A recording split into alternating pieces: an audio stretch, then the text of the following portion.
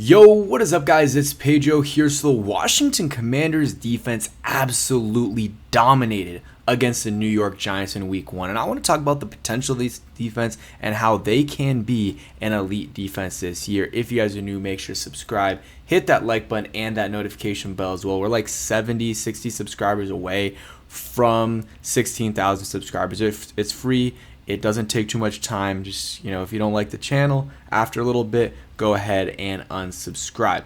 But let's get right into this video. So the Commanders really impressed in their season debut against the New York Giants on defense, especially. The offense, they showed flashes and they did, decent at times, but, they still need some work. But they left some things out there on the field, but I think they're going to be able to easily correct that. But the defense, let's talk about the defense, allowing 6 points to the New York Giants. And the New York Giants, obviously, it's not an elite team. It's not a good team.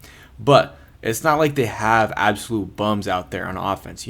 They got Tyrone Tracy. They have Malik Neighbors, who the Commanders held in check. 5 catches, 71 yards, and 12 targets. I'm going to be pulling, up a bunch of different stats on these Commanders players, the defense as a whole, and show you how good they really were against the New York Giants. So Javon Kinlaw, let's talk about him. 4 tackles, 2 TFLs, 2 run stops, 2 pressures, 1 QB hit, and 1 hurry. And then this stat on the bottom, I don't really know what that means, but he was good on run defense. And Javon Kinlaw was absolutely balling out.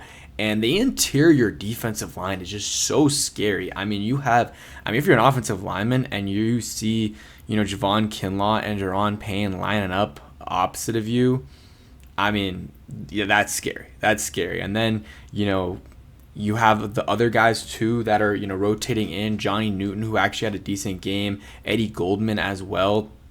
This is a good defense, guys, and the defensive line is very good. We're going to talk about the secondary, though, which I think is being overshadowed by how good this defensive line played against the New York Giants, but Javon Kinlaw was one of the stars of the day. I don't even think I did, game balls in the video that I posted yesterday. I am recording this late at night just so I can, upload it early for you guys when you guys see this today.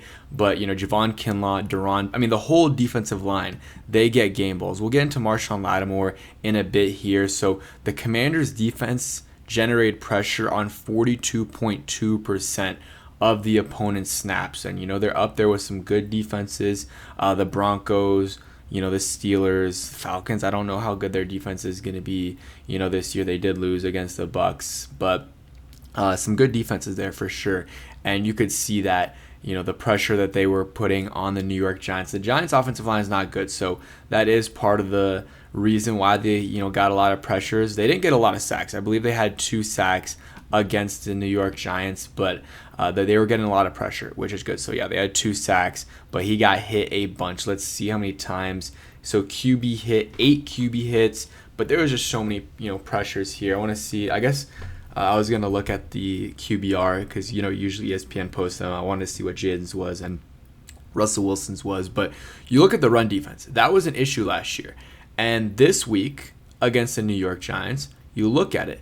Tyrone Tracy, 10 carries, 24 yards, 2.4 yards a carry. He had 10 carries, and his long was 6 yards. Come on. It does not get much better than that. Yeah, they weren't going up against Saquon Barkley or Derrick Henry, but Tyrone Tracy isn't a bad back. I actually want to look at Tyrone Tracy's game log from last year and compare it to what it was, compare his games against us last year to it this year because, he had a decent year last year for the New York Giants. And you see, so against us, he didn't really do much in the first game, but in that next game, he had 16 carries for 66 yards and a catch. So not insane, but did a lot better than he did today. And again, the first game, he didn't really play much. He was a late round pick, but later on in the season, 16 carries, 66 yards, 4 yards a carry, which is, almost double of what he got today. And the rest of the backs didn't really do much. Devin Singletary, 3 for 9. Russell Wilson was, the best rusher. And that's just because the defense got a little bit undisciplined and didn't contain as much there. But still, really good job by the defense. And they were containing really well early on. After that, it started to get a little bit bad. But, they did a really, really good job. And let's talk about some other defensive linemen that did well. I mean, we'll go into it real quick. Dietrich Wise, I thought he had a good game. 4 tackles, 2 solo, and 1 TFL, 1 QB hit. And I just thought his hustle was really, really good. Like, I know one of the tackles he had, Russell Wilson was scrambling and he got him. He might have gained 1 or 2 yards. Like, those are the plays you really need, and those are the players you need. The guys that obviously they want the sacks, but those plays are so important because it goes from a possible 12, 13 yard gain to only a 2-yard gain. And I don't know what down that was on, but I really, really am happy with the way the defensive ends played. I mean, Dorrance Armstrong, 3 tackles, all 3 of them solo, a sack, a TFL, and a QB hit. Like, he's really coming into his own. And you look at him, and this is week 1 total pressures this is before Sunday Night Football and Monday Night Football, but we just watched the game. A lot of people probably watched it. Can't remember anyone that had a lot of them. So going into Monday Night Football, Dorrance Armstrong is tied for first in pressures with 9 pressures. I mean, he's up there with guys like Nick Bonito, Jeffrey Simmons, Alex Highsmith, good guys. Maybe none of these guys are elite guys, but still, Jeffrey Simmons definitely is. But some good players to be around. Milton Williams, who just got paid, George Karlaftis, who was a first-round pick, and then Johnny Newton is at the bottom of that list too. Bottom of the top of the list, I guess. Johnny Newton, 5 pressures, or he's the bottom of the top leaders in pressure. So that's good to see. I didn't personally notice it too much in the game, but I wasn't necessarily completely paying attention to that versus maybe some other things. But sometimes the edge guys pop a little bit more, and there was a few times I'm trying to watch Trey Amos and stuff, but definitely we'll try to see the all-22 on Johnny Newton, see how he looks. But real quick, a word from today's sponsor, Sleeper. And a huge shout out to Sleeper for sponsoring today's video. So I actually did have a pick yesterday that did hit for the Washington Commanders versus New York Giants game. I had Chris Rodriguez over yards, but he didn't play, so that pick got voided, which was good. Graham Gano over 5.5 kicking points, and then Austin Eckler over 19.5 receiving yards. That hit, so if you guys tailed that, you guys won a decent amount of money. So make sure you guys are tailing those picks. The Commanders play the Packers on Thursday. We'll have a pick for that. Doing that supports me. Use promo code Pedro on Sleeper and get a 100% match up to $100. Let me know what your picks are. Link in the description. Terms and conditions apply. All right, so again, huge shout out to Sleeper there. We talked a lot about the defensive line, and rightfully so. Those guys balled out. I mean, again, I was about to say Jonathan Allen, Daron Payne, Javon Kinlaw. Those guys were studs. Johnny Newton had a good game. Dietrich Wise, I thought, had a good game. Von Miller, didn't notice him too much. Dorrance Armstrong had a really good game. Linebackers, honestly, out of all the position groups, I feel like they had the least amount of impact, but, Wagner still had a good game. Frankie Louvu was a little bit out of, sorts, not what he usually is, in my opinion, missed some tackles, but still didn't have a bad game, an awful game. But the secondary, let's talk about the secondary. And obviously, you have a good defensive line, that's going to help you out a ton, because Russell Wilson just has to throw it up. But, let's talk about our rookie, or not rookie. We'll talk about him in a second for a bit. I thought this graphic was going to be about Amos, but Marshawn Lattimore was on Malik Neighbors, and this was supposed to be 3 targets, but Malik Neighbors had 1 catch for 11 yards, and Lattimore had 2 PBUs. So very good game from Lattimore. He had the 1 15-yard penalty, was crashing out a little bit. I don't think he was, but the refs thought he was crashing out and had the suplex, but it wasn't. It really wasn't. After the play, he was, kind of getting into a little bit of a scuffle, and a lot of players were, but again, I don't think that was Should have been a penalty. It was a little bit of, soft. He didn't like slam him to the ground, but it is what it is. He had a really good game, and I definitely got to give him his props. And let's hope this continues. We know what we know the player we traded for, who we wanted. We wanted him to play like 2017 or even the last couple years. He's played well. It's just the injury issues. But we didn't get that player last year. And, he was a little bit disappointing and was injured. And, we're this off season, he completely balled out. And we're, had high expectations for him. And now week 1, he lived up to those expectations. And let's see what he does. I do not care. Obviously I care about interceptions. But at the end of the day, if you're a lockdown corner and you're erasing a whole half of the field, that's what matters. The interceptions, I could care less. If you're completely locking down that side, interceptions don't matter because they're not going to be throwing the ball to you because your guy's not going to be open. And if they do, then you might intercept it. So Lattimore, the defense didn't have any interceptions today besides the Quan Martin one that got called back, which was BS in my opinion. I guess by the rule book, it was a roughing the passer, but I don't know. I feel like that rule is soft. But Lattimore played well. Trey Amos, I'll pull up a tweet about him. Let's see if we can see anything. But Trey Amos, I thought had a pretty good game for the Commanders.